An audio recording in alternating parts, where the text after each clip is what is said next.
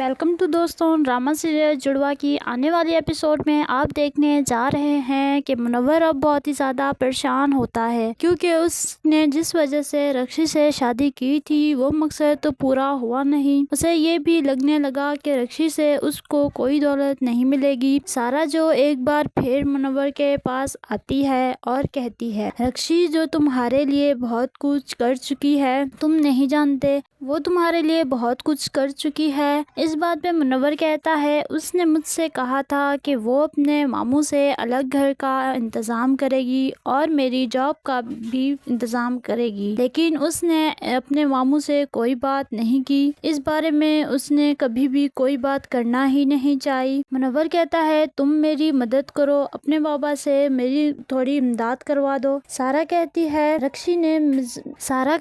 رکشی کی مکاریاں اور چالاکیاں تم کبھی سمجھ ہی نہیں سکے۔ تمہیں لگتا ہے کہ مظہر شاہ رکشی کو کچھ بھی دے گا، وہ کیا سمجھتی ہے جو کچھ چاہے گی وہی ہوگا۔ اگر اسے لگتا ہے کہ بابا اس کو کوئی جائیداد دیں گے تو ایسا کچھ نہیں ہوگا، اور دوسری طرف مظہر کو جو کہ فیصلہ کر چکا ہے کہ وہ اپنی ساری جائیداد سارا کے نام کر دے گا، منور یہ سب کبھی بھی برداشت نہیں کر سکتا۔ وہ جو رکشی کے ذریعے ساری جائیداد حاصل کرنا چاہتا ہے، لیکن رکشی جو خود بھی بہت زیادہ پریشان ہے کیونکہ فرحت صاف انکار کر دیتی ہے کہ وہ اس کے ماموں سے کوئی بات نہیں کرے گی، جس وجہ سے منور اب بہت ہی زیادہ پریشان ہے۔ آنے والی ایپیسوڈ میں آپ یہ بھی دیکھنے جا رہے ہیں کہ شازیہ ابرار سے کہتی ہے، بھائی صاحب آپ اچھی طرح جانتے ہیں کہ میری ساری کائنات زارا ہے اور زارا کے ساتھ کچھ بھی غلط ہو یہ بات میں برداشت نہیں کر سکتی۔ یہ بات تو آپ جانتے ہیں کہ مظہر اب آ چکا ہے اور وہ زارا کو اپنے ساتھ لے جائے گا۔ اب میں یہ شادی جلد سے جلد کروا دینا چاہتی ہوں۔ یہ بات سن کر ابرار کہتا ہے،